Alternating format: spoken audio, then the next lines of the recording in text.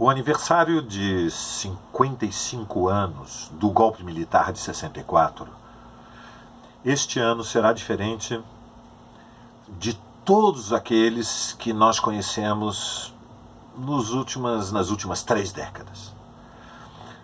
O presidente da República eleito em outubro do ano passado decidiu convocar uma celebração do golpe militar, que é o mesmo que chamaram uma celebração da ditadura militar. O golpe militar não foi uma revolução. O golpe militar foi uma contra-revolução preventiva. Em 1964 existia no Brasil um governo eleito que iniciava um moderado processo de reformas, como, por exemplo, a proposta de uma reforma agrária em terras limítrofes às estradas federais. Existia um processo de mobilização popular em apoio ao que se chamava, então, o Programa das Reformas de Base. E no contexto da Guerra Fria, após o triunfo da Revolução Cubana, uma fração da classe dominante, crescentemente majoritária, e o núcleo central das Forças Armadas brasileiras se uniram para apoiar um levante militar, uma insurreição militar, que essencialmente tentava impedir as reformas reguladoras limitadas do que então era um capitalismo selvagem numa sociedade que fazia a transição do mundo agrário para o mundo urbano. E este golpe militar, ele foi construído em torno da agitação do que seria o perigo de uma revolução imaginária. O perigo de que, naquele contexto, no Brasil pudesse triunfar uma revolução socialista. Poucos anos antes, em 1959, tinha triunfado a Revolução Cubana, que derrubou a ditadura de Batista e se transformou, no intervalo de 2 anos, de um processo de revolução democrática, que derrubou a ditadura e instituiu um regime republicano.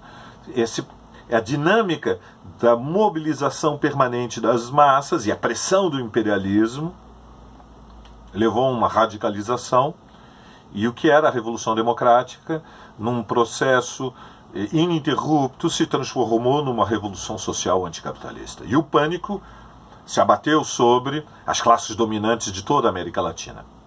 Com o apoio do imperialismo americano, precipita-se o golpe militar, que institui uma ditadura que permanece no poder durante 21 anos.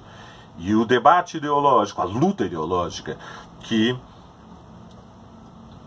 a celebração da ditadura militar está provocando, remete a esta questão central: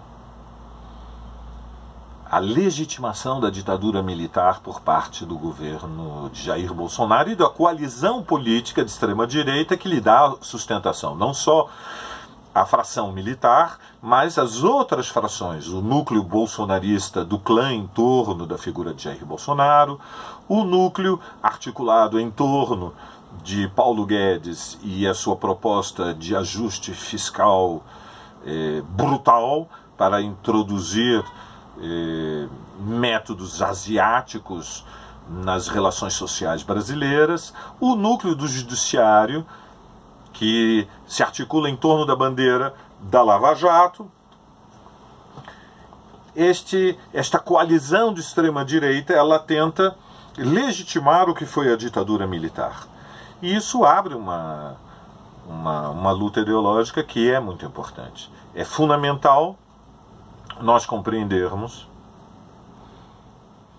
que as forças políticas de extrema-direita que chegaram ao poder com a eleição de Jair Bolsonaro, elas expressam o que foi o processo reacionário aberto no Brasil após o impeachment de Dilma Rousseff. A bandeira contra a corrupção, associada a manipulação do sentimento de insegurança social diante da violência urbana, do crescimento do crime organizado, potencializaram um deslocamento para posições de extrema-direita de frações majoritárias da classe média, com audiência em alguns setores populares, que levaram a extrema-direita em 2018 ao poder pelo voto. Mas em 1964 a extrema-direita chega ao poder não pelo voto, mas através das armas, com os tanques nas ruas, na madrugada de 31 de março para 1º de abril de 64.